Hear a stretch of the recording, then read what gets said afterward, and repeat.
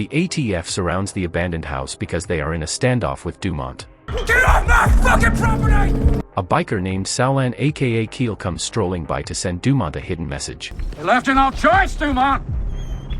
Dumont sets his dogs free and becomes a S-bomber.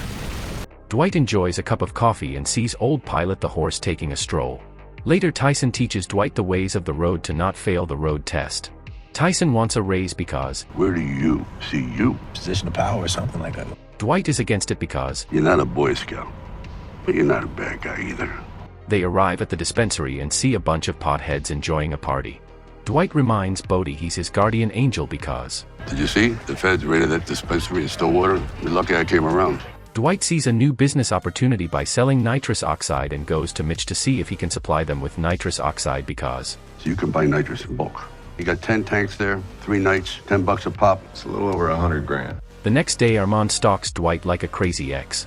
On the car ride Dwight drops some wisdom on Tyson because You realize Henry Hill came that close to getting whacked, him and his family. The whole point of a college degree is to show a potential employer to show up there every day and not fuck his business up. Once they arrive at the DMV, Paul introduces himself as the administrator of his test.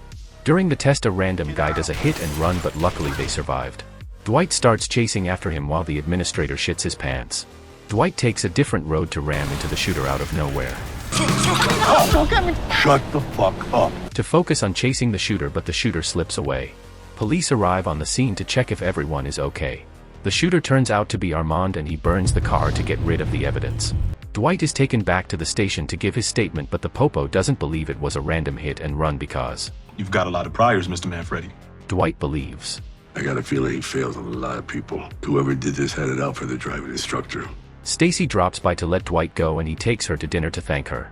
They talk about their jobs. Seems like both of us sought out careers with their share of tough days because we're both fucking crazy. Stacy tells Dwight why she was transferred to Tulsa because I saw this plane flying so low and I thought, what else could it be? Here we go again. I basically lost my shit. they enjoy a night together and Stacy repeats. This cannot and will not happen again. Okay.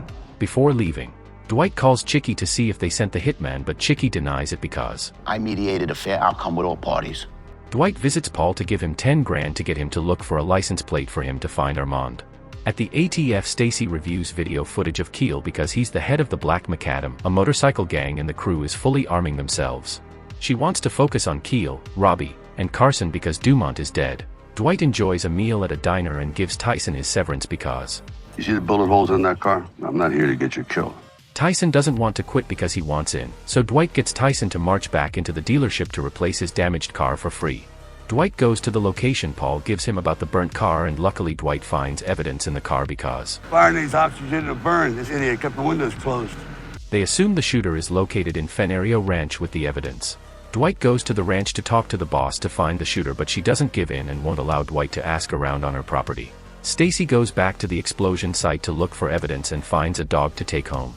You make a move on him, you best make a move on me too. Tyson tries to act like a gangster at home, and his father hears Tyson acting like a thug. Dwight is on a stakeout and Stacy calls Dwight for a booty call, but Dwight had to decline because Sorry, plans. Dwight hangs up when he sees someone leaving the ranch and follows him home. Well, that's it for Tulsa King Season 1 Episode 3. Watch what YouTube thinks you might like next and let me know if they got it right. If you enjoyed the recap, please support me by leaving a like, and thanks for watching. Got something for you. Get well card. Here's what we're gonna do. It was a blue Chevy Caprice.